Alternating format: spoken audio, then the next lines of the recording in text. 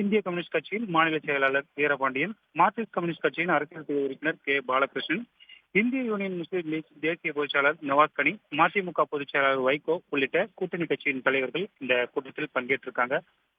சரியாக ஒரு 40 நிமிடங்களுக்கு மேலாக இந்த கூட்டம் நடைபெற்று வருகின்றது. குறிப்பாக விரைவில் சட்டமன்ற தேர்தலை எதிர்கொள்ள உள்ள மாநிலங்கள்ல, யூனியன் பிரதேசங்கள்லையும் இந்த வாக்காளர் பட்டியல் சிறப்பு தீவிர திருத்தப் பணிகள் நடைபெற உள்ளதாக அறிவிக்கப்பட்டிருக்கு. குறிப்பாக தமிழ்நாடு, கேரளா, கோவா, சத்தீஸ்கர், அந்தமான் நிக்கோபர், மத்திய பிரதேசம், லட்சத்தீவு, புதுச்சேரி, ராஜஸ்தான், உத்தரப்பிரதேசம், மேற்கு வங்கம், குஜராத் ஆகிய மாநிலங்கள்ல சிறப்பு தீவிர வாக்காளர் திருத்தப் பணிகள் நடைபெறும் என அறிவிக்கப்பட்டிருக்கு. ஏற்கனவே பீகாரில் நடைபெற்ற போது அதில் பல்வேறு முறைகேடுகள் நடைபெற்றது என எதிர்க்கட்சிகள் குற்றம் சாட்டிருக்கக்கூடிய நிலையில திமுக சார்பில் நாளை இந்த எஸ்ஐஆர் குறித்து எதிர்கொள்வதற்கு எந்த மாதிரியான பணிகள் மேற்கொள்ள வேண்டியது, அதாவது திமுக கூட்டணி கட்சிக்கு ஆதரவாக உள்ள வாக்குகள் இந்த வாக்காளர் திருத்த பணியின் போது நீக்காமல் பார்த்துக் கொள்வது உள்ளிட்ட பல்வேறு விவகாரங்கள் இந்த கூட்டணி கட்சியினோடு ஆலோசிக்கப்படுகிறது.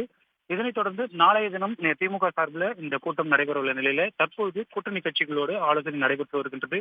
குறிப்பாக நவம்பர் 4ஆம் தேதி இந்த வாக்காளர் பட்டியல் சிறப்பு தீவிர திருத்தப் பணிகள் தொடங்கினாலுமே இன்று இரவு முதல் அந்த தேர்தல் ஆணையத்தில் வாக்காளர் பட்டியல் திருத்துவதற்கான அனைத்து பணிகளுமே நிறுத்தப்படும் என தெரிவிக்கப்பட்டிருக்கக்கூடிய நிலையில் இந்த ஆலோசனை கூட்டம் நடைபெற்று வருகின்றது. விவரங்களை வழங்கியமைக்கு நன்றி ஹரிஹரன்.